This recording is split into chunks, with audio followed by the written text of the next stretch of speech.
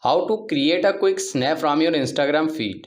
First of all, let's navigate and open the Instagram app on your phone and log into your account. Once you are in, to create a quick snap, you need to go to your profile from the bottom right corner. Now scroll through your posts and choose the photo or video you want to send as a quick snap. Once selected, take a screenshot or do a recording if it's a video. Now let's go back to the Instagram homepage and from the top right side, tap the messenger icon to open the DMs. Here, select the chat where you want to send the quick snap. Once you are in, from the left side, tap on the camera icon and it will open your phone's camera screen. But tap on the gallery icon to open your phone's media library.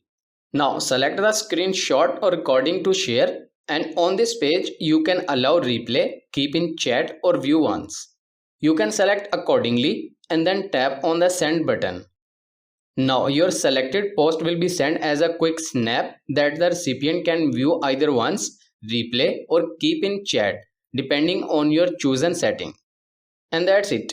This is how you can create and send a quick snap from your Instagram feed. I hope this video is helpful for you. For more information, please subscribe our YouTube channel and thank you for watching.